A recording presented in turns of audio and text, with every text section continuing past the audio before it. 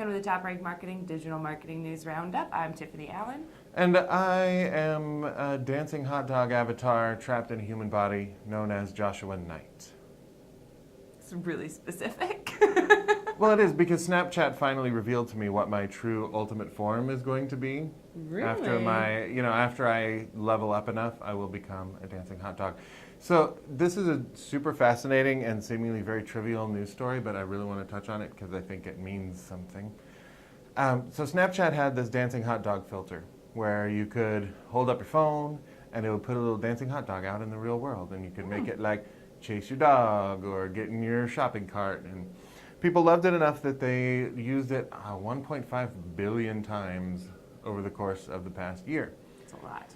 So Snapchat took this virtual avatar and made it into a Halloween costume that they're selling on Amazon for, how much would you pay? $2. Ooh, a little low. Oh. $80. For like what kind of hot dog? It's like a full body costume that looks exactly like this weird dancing avatar hot dog. Avatar. Hot tar. Hot dog avatar. It's my new band name too. So they're selling this thing and people are buying it. And they're leaving 5-star reviews for it and saying how great and funny it is. So this is this weird convergence of online and offline, I think. It's also a cool way to look at like marketing becoming a profit center. Yeah. Because they made this filter so that it would compel people to use it and that they would spend more time in Snapchat.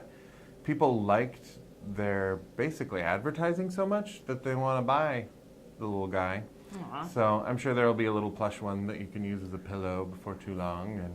And I think this is a thing that marketers need to look at and be aware of. It may be hard to design for, but looking for those opportunities. And take it offline, you're building your brand, and you're making a little scratch. Yeah, definitely. A little cheddar. Cheddar for your hot dog. A little Skrilla. I still don't know what Skrilla means. I feel like you're doing great. Probably is accurate. Yes. Sound off in the comments.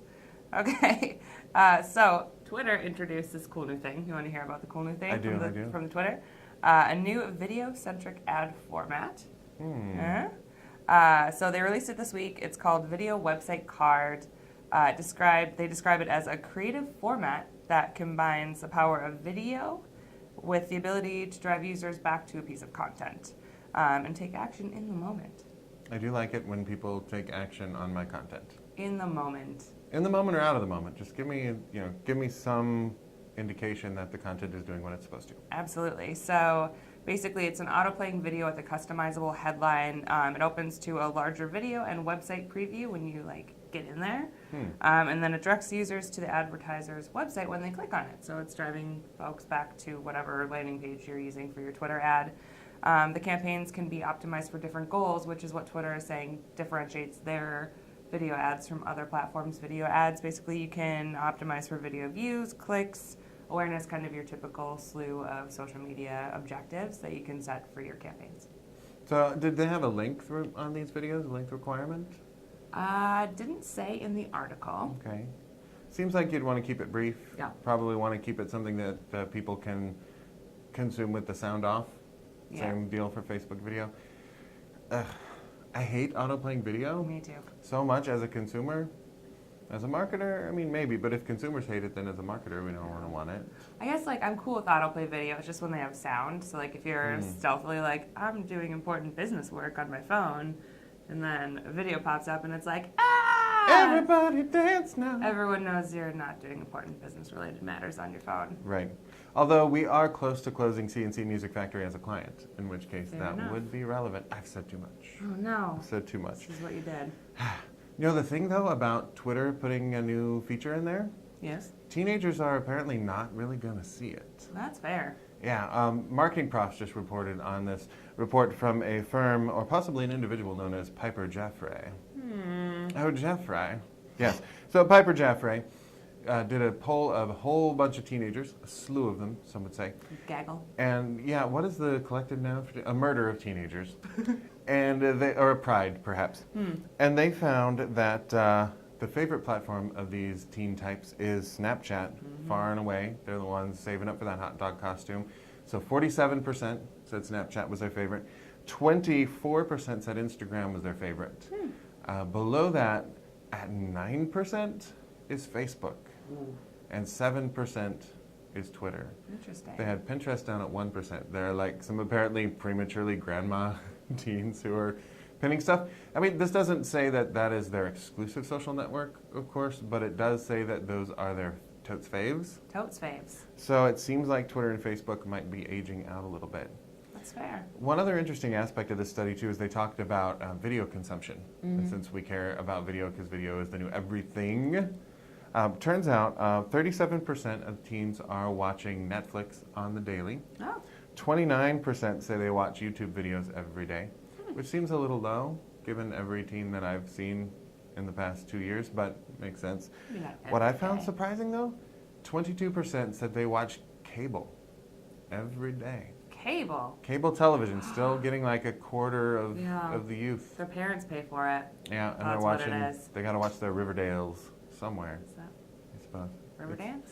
No, Riverdale, it's the old Archie comics, Got only like scary and bloody and a little like intrigue and soap opera for teens Tell me kind of more. deal. For teens? Crikey. Nobody will know if you watch it, it's fine. Yes, they will. You just have to get your parents to pay for your cable again. Ugh. Mom? Well, that's exciting. I mean, we kind of saw this coming, right? All the studies are like, no teens on Facebook, and everyone's leaving Twitter because of things, people specifically. Not enough characters, apparently. Not enough. Says Twitter. But they are expanding it. They're getting more character. But the good thing is that, Snapchat is launching their advertising platform. They're starting to collect user data, as is Instagram, as do Facebook and Twitter. And marketers love data. Did you know that? I do. Have I talked to you about this before? He is like Riker's okay, but Data is my favorite. Yeah, I agree. That was a show. It was a show reference to TV. Got it. Okay, cool. We're doing great. So the thing about data and collecting data is that at some point you're going to need to use it to make a decision. So being a data-driven marketer is kind of like being the coolest kid in class forever, right? Get insights from your data, you start doing things, your customers are like, cool, do more of that. And then you get more customers. In theory is how that works. So eConsultancy recently interviewed several data-driven marketing experts at a conference in Sydney to find out how they overcome marketing challenges, what their day-to-day looks like. How can we be more like you, right? So they found 4 keys to data-driven marketing success by talking to all these experts. One is obsessing about data management, which I don't know about you, but I totally am obsessed with that. I have a poster of data management inside my locker. He does. It's weird. I don't know where he got a locker, but he has one, so I also have a locker. It's great. So creating a data management strategy is chief among these things. Of course, if you're going to do a thing, you should probably strategically think about how it applies to your business. And beginning with a data audit. So like, what data are you collecting? Do you need to be collecting that much? Do you need more? What are you going to do with it later? What are your objectives? How does that match up? That kind of thing, putting that together into a strategy. Number one thing to do. Second is to approach data with a hypothesis that you can either prove or disprove with that data. So as you know, you can use stats for good or evil. You can use pretty much any stat you want to back up whatever it is that you're trying to do if you're not proving context. So looking at all of that data is really overwhelming, and we learned that last week in our video, talking about marketers collecting more data than ever but not using it. So going in with an understanding of what you would like to prove, basically like, okay, so this is happening because of this reason. Let's go find out. If then, hypothesis, using the scientific theory, proving that data. So that will make it a little bit less kind of overwhelming when you go in there because you know what you're looking for. Number 3 is stick to one attribution model, which sounds basic but is so true, because if you're looking at last click or you're looking at first click or whatever it is, whatever attribution model you're using, they're going to not match up if you're using several different ones in a way that maybe you're not trying to. It just is how it is. So paying attention to what is being attributed where, very important. And please don't make that attribution model last click. We're better than that. We are better than Come on, that. guys. Make it one of those cool hand models. That's not A hand model. thing. Don't do that. I was thinking like a weighted attribution over multiple sources, but hand model's good too. Marketing. And the final one is insist on transparent agency relationships, which I really like this one. And let me tell you, Josh, can I tell you why I like this? Please do. Okay, so as marketers, we have campaigns that always need to go out last minute or right now or whatever the case may be. And rarely as a team do marketers step back with their agencies or even internally and say like, yeah, I know this needs to get out tomorrow, but like, why? What are we doing? What are we trying to accomplish here? And then making sure everyone knows how they'll be evaluated on success, what metrics you're looking for, so that when you have conversations about performance, you're not like, 7 impressions is okay, or, you know, that's not okay. Don't ever let anyone tell you that. I'm sorry I said that. But yeah, knowing what the expectations are, what your benchmarks are, what you're looking for will help you have a better conversation with the folks that are helping you run your marketing. Mm-hmm. I would add that I'm not a data management expert, of course, but I would add don't fudge your data. Oh, yeah. Ever. There's that tendency to like, oh, these results aren't what we were looking for. Maybe if we shrink the y-axis of the graph, it'll look a little better. Don't. Turn it upside down. Don't do it, because if you're hiding a problem that your data is surfacing, then you're not addressing the problem. And why are you collecting that data? And we know our clients would much rather have us say, this thing dropped and we did some research and we figured out why and we're going to fix it, instead of, what problem? La la la la la. Can't see you, can't hear you. No, absolutely. So again, collect data that you want to collect, understand how you're going to use it, understand how it impacts your organization, and then measure what you're looking for in terms of outcomes. Always start with what you want and kind of channel backwards. Make it so. Make it so, is what the sports guy on TV says. No, the captain of the USS Enterprise who serves with data. Lieutenant Commander Data. I'm learning so much. Millennials.